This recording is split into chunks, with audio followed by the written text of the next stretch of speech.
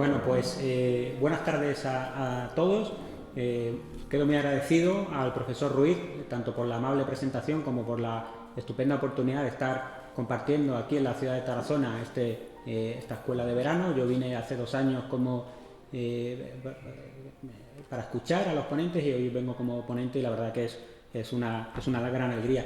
Tengo que decir que he adecuado la temática de mi conferencia porque cuando salió el programa nos dimos cuenta, el profesor Sánchez Aranda de la Universidad de Granada, que hablará mañana, y yo, que nos solapábamos en parte a la hora de hablar de expedientes administrativos. Él va a hablar de la Chancillería de Granada y yo de la de Valladolid, que se repartía la jurisdicción de la Corona de Castilla, y por lo tanto lo que he hecho es variar ligeramente la temática de mi ponencia para no duplicar con el profesor Sánchez Aranda, y me voy a centrar en los pleitos. Y al centrarme solamente en los pleitos he agrandado, digamos, la materia objetiva, en el sentido de que ya no solamente trataré sobre la peste, sino en general sobre las enfermedades contagiosas entre humanos, pero también las enfermedades contagiosas que asolaban al ganado, a los animales.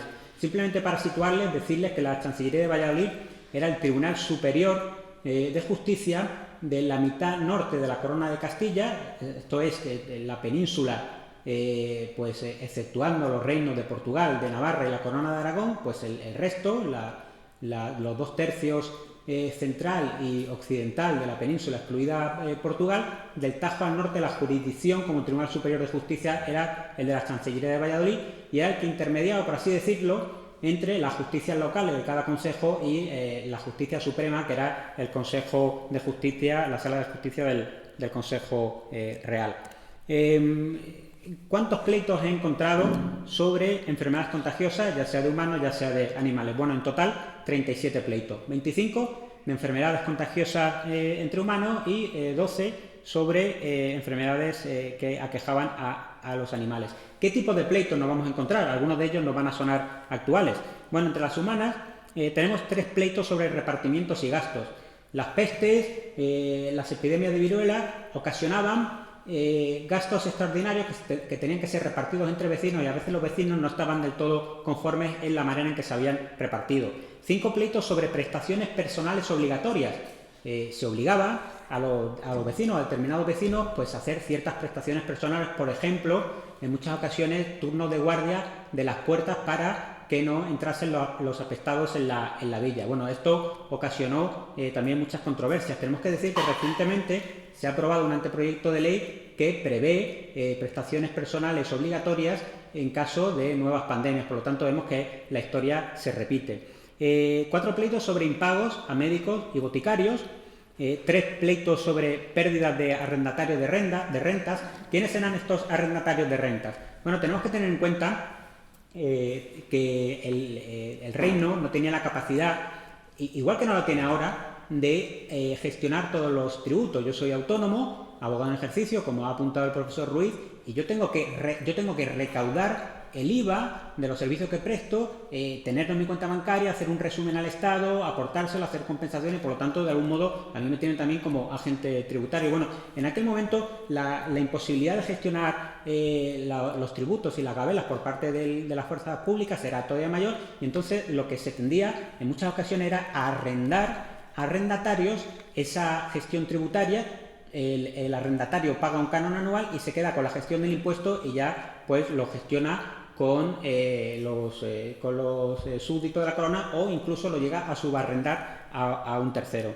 Entonces, claro, cuando estos arrendatarios que han pagado un canon anual para gestionar, por ejemplo, las alcabalas, que era nuestro IVA, el equivalente a nuestro IVA, el impuesto sobre el consumo, cuando venía una pandemia, ellos habían pagado un canon teniendo una previsión razonable de X ingresos sobre, por ejemplo, un 10% de los X maravedíes que se preveía que se iban a recaudar en ventas. Claro, cuando venía, ustedes lo saben, una pandemia, se retrae el comercio y ese arrendatario de la renta de alcabala dice, a mí esto no me ha salido a cuenta, por lo tanto, o me tiene que devolver, ya sea el Consejo, ya sea el Reino, parte del dinero que he aportado, o que el año que viene me lo dejen más barato el canon, o que me lo dejen gratuito en función de cuántas hayan sido las pérdidas.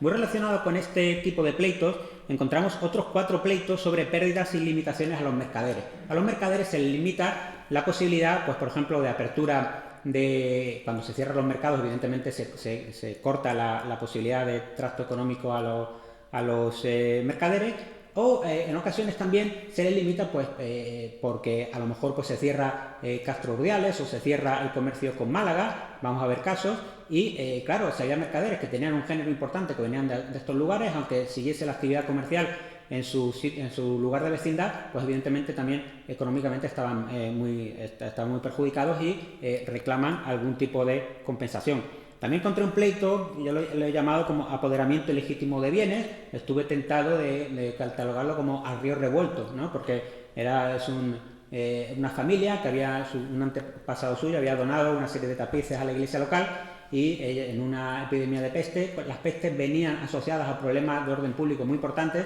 Dijeron, estos tapices peligran, los llevamos para custodiarlos a casa mientras dure la peste. Cuando terminó la peste, habían llegado a la conclusión de que los tapices mejor seguían en su casa familiar que en la iglesia, y bueno, esto motivó un pleito. Y después, cerrando los pleitos sobre enfermedades contagiosas que aquejaban a humanos, 4 pleitos por no haber guardado medidas de seguridad estando contagiados y habiendo propiciado en algunos casos el contagio de terceras personas. Esto, de luego, a ustedes les suena mucho porque han sido cientos de miles los sancionados por no cumplir las medidas de seguridad en la presente pandemia.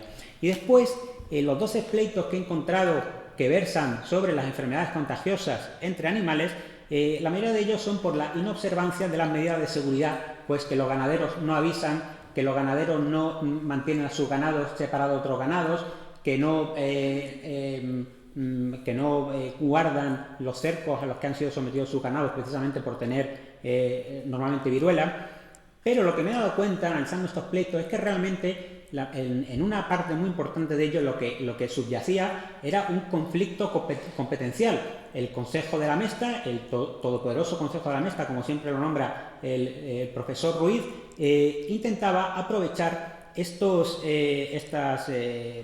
epidemias. No son epidemias porque epidemia es aplicada al humano, pero vamos, estas epidemias de animales que tienen su propio nombre, que yo ahora mismo no recuerdo, intentan aprovecharlo para extender su jurisdicción y su capacidad de recaudación tributaria a lugares a los que previamente la Mesta no llegaba y no recaudaba.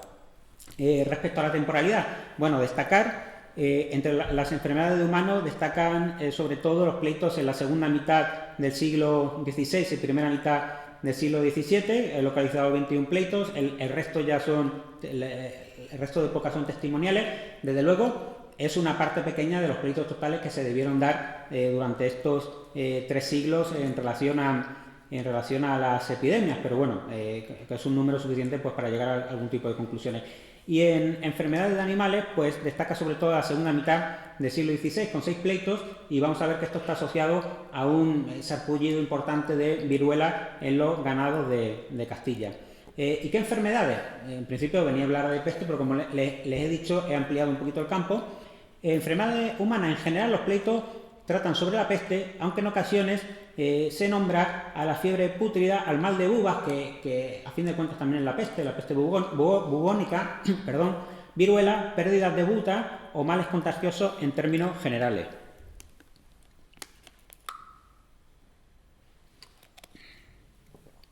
Y en las enfermedades de animales en general se menciona la viruela y en ocasiones también al sanguinuelo, que parece que es una enfermedad que está asociada también a la viruela. Respecto a la localización geográfica, pues ven ustedes que bueno, está distribuido, pero si se fijan, la concentración de señales está sobre todo en el País Vasco. Entonces, si aumentamos el mapa, ya vemos con claridad que prácticamente el 40 y pico por ciento de los pleitos localizados están sitos en el País Vasco. ¿Esto tiene una explicación? Sí. El País Vasco tenía un engarce dentro de la Corona de Castilla que les hacía gozar de especiales preeminencias, libertades, inmunidades, exenciones, prerrogativas, entre ellas muchas libertades tributarias. Y por lo tanto, los vascos, que estaban privilegiados dentro del ordenamiento jurídico castellano, eran especialmente remisos a someterse a nuevas exacciones tributarias derivadas de una situación de excepcionalidad ocasionada por una situación sanitaria.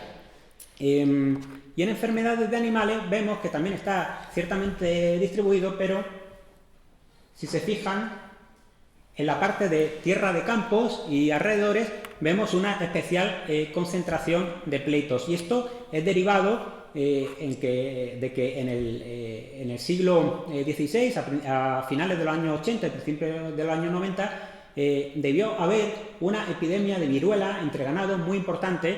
Vemos una primera ejecutoria en la alejada, en la actual provincia de Guadalajara, Drieves, de 1589, y después vemos que por la zona de Tierra de Campos aparecen otras 4 cartas ejecutorias en las provincias de Palencia, en la provincia de Valladolid. Esto explica que aquí tengamos más pleitos de este tipo.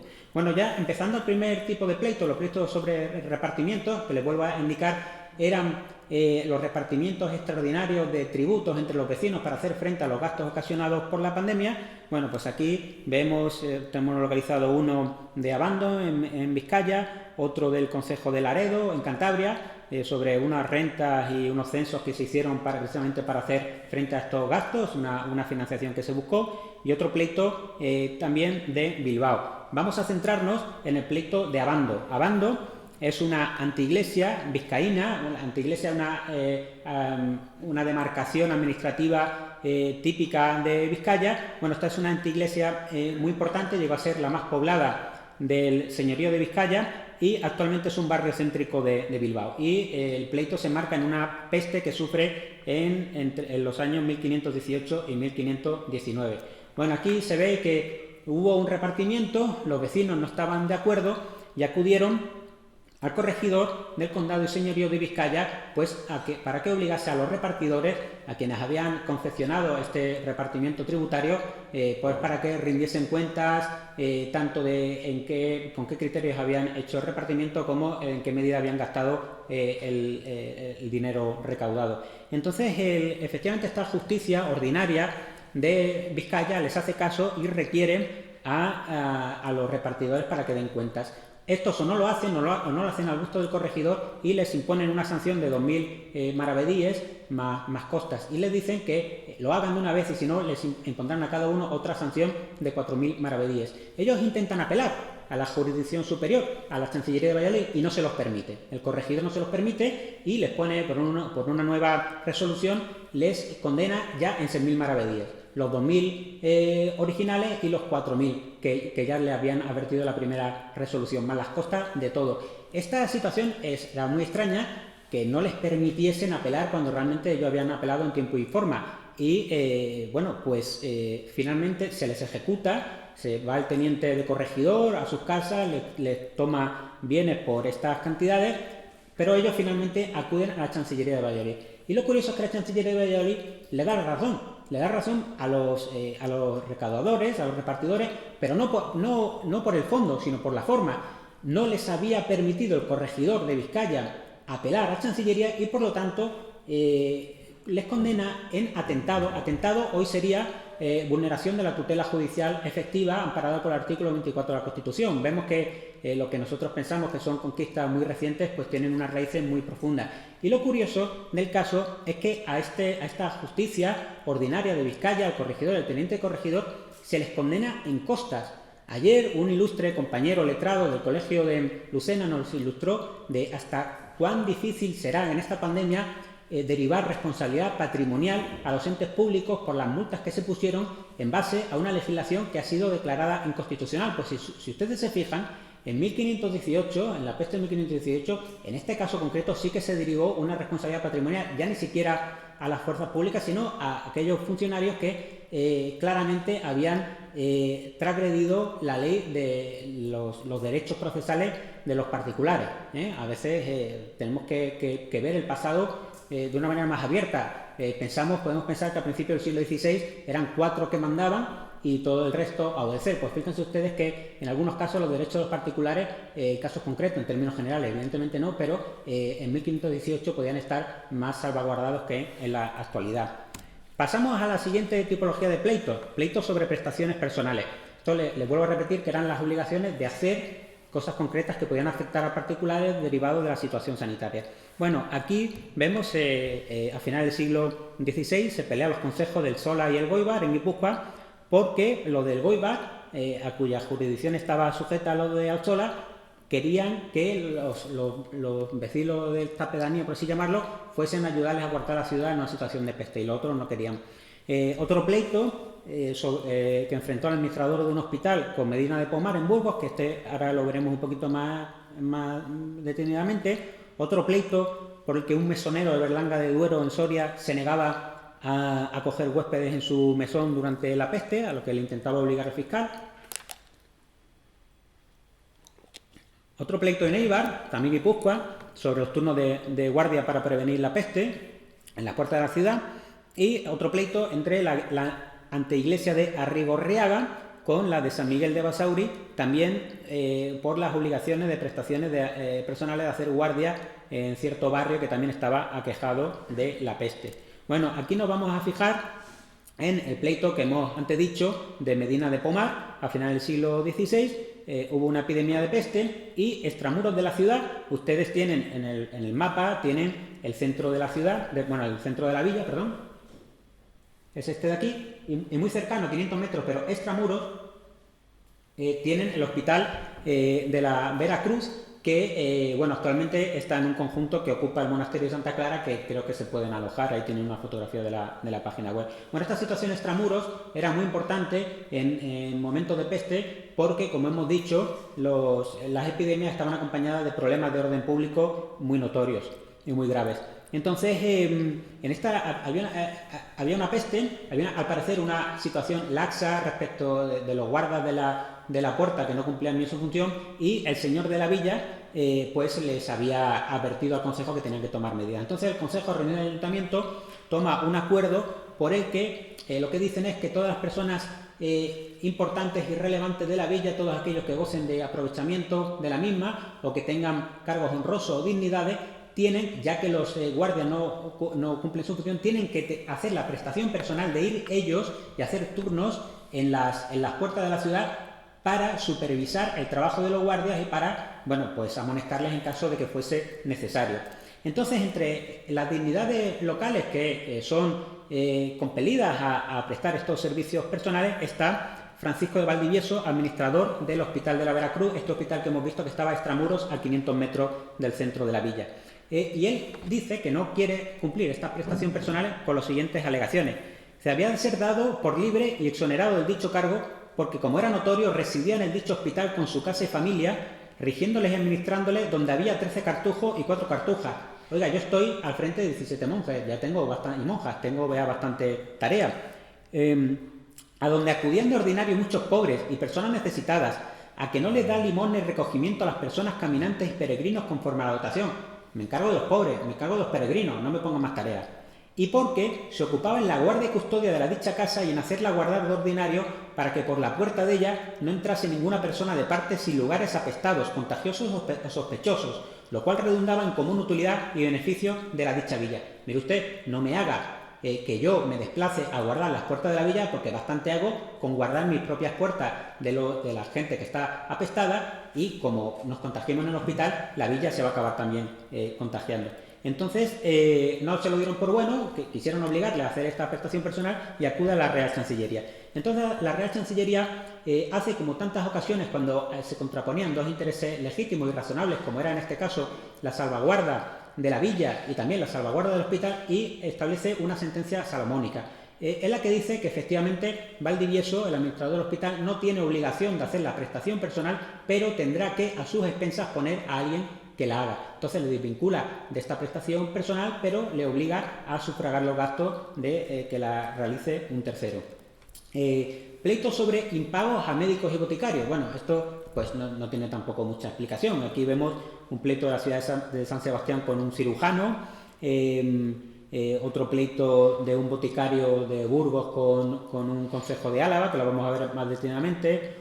Otro pleito en Cantabria por impago de 14.000 maravedíes a un boticario adeudados por medicina, y otro pleito de un médico titular pues en la provincia de, creo que Valladolid, por sus servicios como médico durante una epidemia de fiebre pútrida.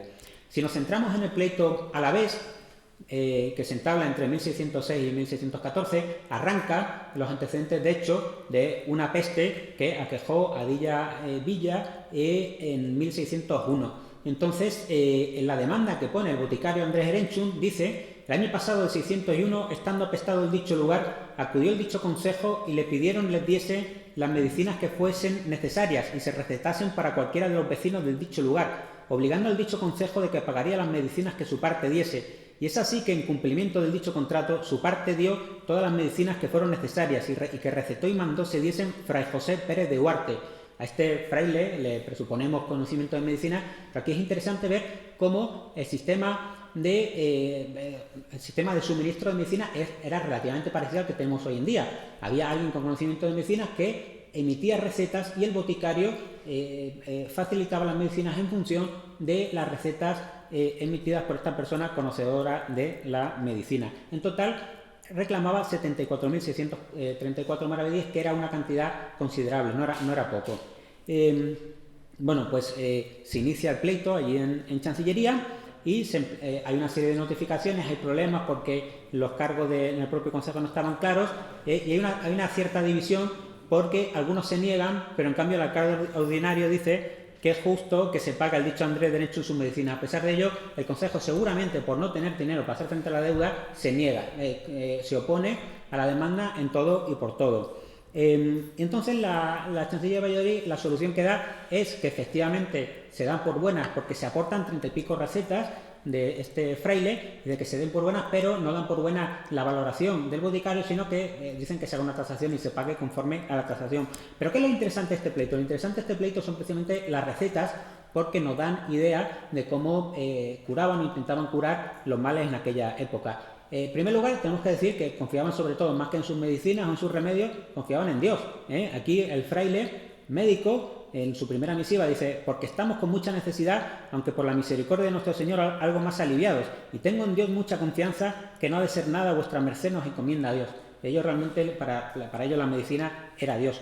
Entre los remedios, desde luego destacan los vegetales: llantén, culantillo, jarabe de limones, polvo de margarita, agua y manteca de azahar, aceite de lirio, rosas, malta, dialtea, hisopo, meliloto, triaca, un compuesto que tenían opio, entre otras cuestiones, y diversos licores.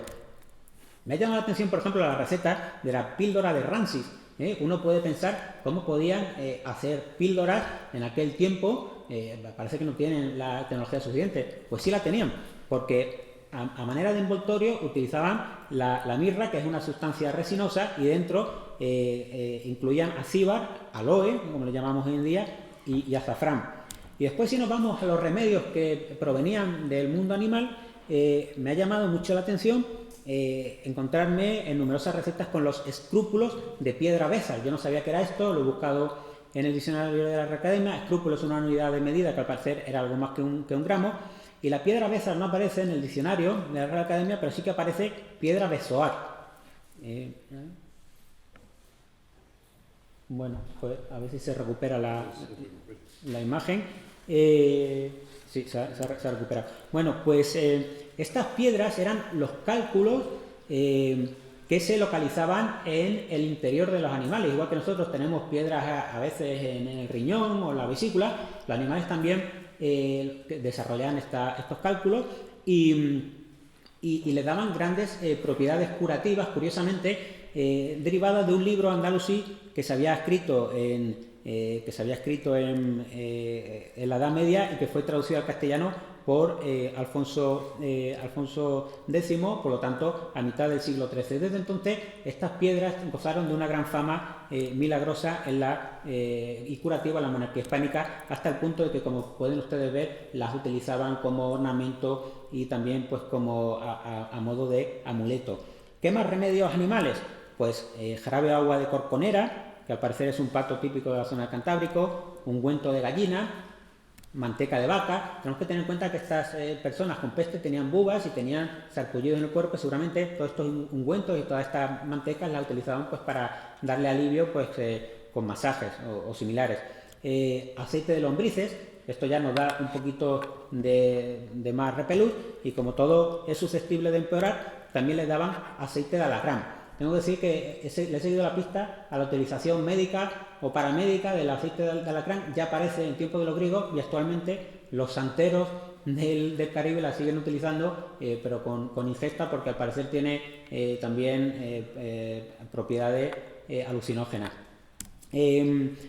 Vamos al siguiente tipo de pleitos sobre arrendamiento de rentas, que ya les he dicho que eran, digamos, tributos que se externalizaban a terceros por la incapacidad del reino de tener el control de todo el tránsito económico, y que, bueno, estos arrendatarios de rentas, cuando venían peste, pues perdían dinero y exigían que se les rebajase el canon o que se les compensase de alguna manera. Aquí vemos un pleito de un rentero de la Sisa, que era un impuesto sobre géneros comestibles en Guetaria, Guipúzcoa. Otro pleito del arrendatario de la renta del peso de Palencia. Había oficios que expresamente lo que se encargaban era de velar porque los mercados, digamos, las pesas y las medidas los pesos y las medidas que utilizaban los mercaderes pues eran apropiados en defensa del consumidor.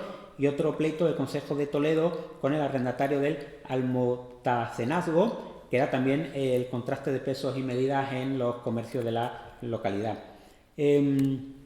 Muy relacionado con estos, yo diría que son dos subgéneros del mismo tipo, pleitos sobre pérdidas y limitaciones a comerciantes. Esto, de luego, está de gran actualidad.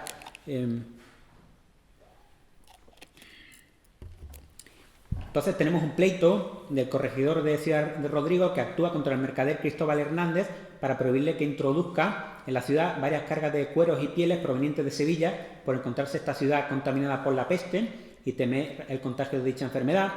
Otro pleito también a finales del siglo XVI de un regidor de Sopuerta, en Vizcaya, con unos vecinos por haber introducido 20 cargas y media de escabeche traídas de Castro Urdiales, contraviniendo las leyes que lo prohibían por estar esta vecindad afectada por la peste. Del mismo año, este problema de Castro Urdiales lo encontramos también en la provincia de Guadalajara, cuando un fiscal y un alguacil pleitean con unos arrieros de una localidad de Guadalajara, que no la tengo que apuntar, pero era una localidad de Guadalajara, por haber introducido pescado procedente de los puertos de Castro Urdiales y Laredo, por estar prohibidos por estar afectados por la peste. Y un último pleito del 1600 entre vecinos y mercaderes extramuros de Carrión de los Condes, la provincia de Palencia, con el concejo, el ayuntamiento, sobre el cierre del mercado durante la peste. Nos vamos a fijar en este pleito, y aquí volvemos a ver lo importante que era la situación de extramuros en los que se quedaban los vecinos que no estaban protegidos en situación de peste. Aquí tienen ustedes, esta es la Plaza Mayor, y muy cerca, a 230 metros, estaba el barrio de San Juan. Estaba cerca, pero estaba extramuro. El muro estaba por aquí, ¿no? Era lindante, pero no les protegía. Entonces, estos acuden a los moradores del vecindario, y los mercaderes acuden al ayuntamiento y les dicen que están extramuros, que ellos también contribuyen a la ciudad, que no están protegidos por la muralla en esta situación de peste, de donde se siguen dos grandes daños. Por un lado, el presente daño de poderles dañar y tocar la enfermedad de peste que había en los lugares circundantes, porque podían libremente los vecinos de los lugares contagiosos entrar en sus casas, etcétera. Vemos que hay problemas de orden público muy importantes, y dicen, y si nos contagian a nosotros, la villa intramuros también va a acabar contagiada, igual que habíamos visto con el hospital de Medina de Pomar. El segundo, que por estar extramuros y las puertas cerradas de dicha villa no podían entrar dentro de ella a horas necesarias para proveerse de mantenimientos, y etcétera, etcétera, y se había alterado y quitado el mercado que se hacía en la dicha villa de Carrión los jueves de cada semana, donde ellos moraban y donde recibían grandes aprovechamientos. Se nos ha quitado nuestro medio de vida. No podemos abrir el mercado porque el mercado está extramuros y nos han cerrado nuestro medio de vida. Esto seguramente les suene, ¿no? Hemos visto cómo los comerciantes y los hosteleros pues han dicho exactamente lo mismo en esta pandemia. Entonces, la solución que dan, ya que ellos están anexos a la muralla, es que se haga una nueva cerca que les, digamos, que a ellos también les proteja. Y bueno, pues esto al final acaba siendo aceptado por el Consejo después de bastantes problemas.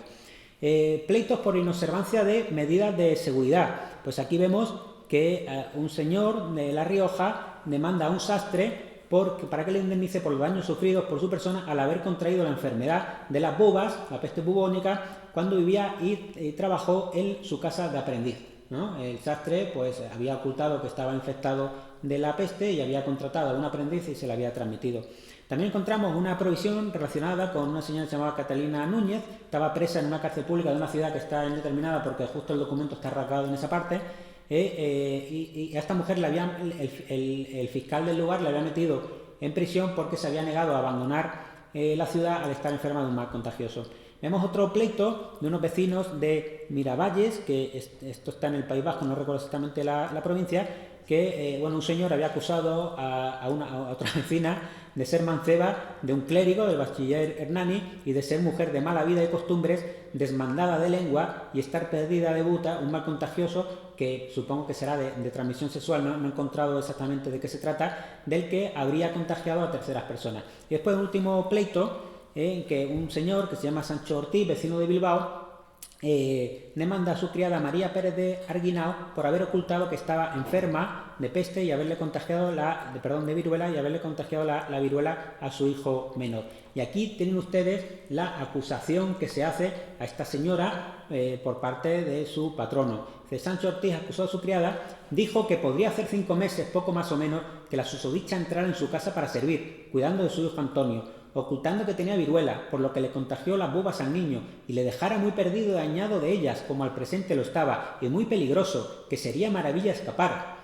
Sería un milagro prácticamente que no lo hubiese afectado. Y además de esto, había sucedido como la dicha María Pérez había salido de su casa diciendo que tenía enfermedad de almorranas, sin declarar ni manifestar la verdadera enfermedad que tenía, que eran bubas, que eran viruelas o sarna que le salían, ¿no? Esta mujer no solo había contagiado, sino que había ocultado la realidad. Ella estaba quejada de unas molestias, pero había indicado que se trataba de almorranas. Y ya con estos pleitos hemos terminado los pleitos de enfermedades contagiosas que quejaban a los humanos y nos vamos a centrar ahora en los pleitos derivados de enfermedades que asolaban a los animales, al ganado. Son 12 pleitos, no lo vamos a ir revisando uno a uno porque no merece la pena. En términos generales podemos decir que son pleitos, como hemos dicho antes, por no cumplir la medida de seguridad, por no comunicar que tienes un ganado afectado de viruela, por no dejarlo en los cercados que están a propósito, por mezclarlo sin avisar con otro ganado, etcétera. Pero como les he dicho, lo más interesante seguramente de estos pleitos es que en muchas ocasiones encerraba un componente de conflicto competencial y jurisdiccional con el Consejo de la Mesta, que era una institución de naturaleza híbrida, tenía una parte de naturaleza pública, jurisdiccional y administrativa y una parte gremial en cuanto que agrupaba a ganaderos y pastores. Entonces se encargaban, entre otras cuestiones, de la recaudación de tributos relacionados con ganados, pues ustedes pueden imaginarse la cantidad de dinero que movían.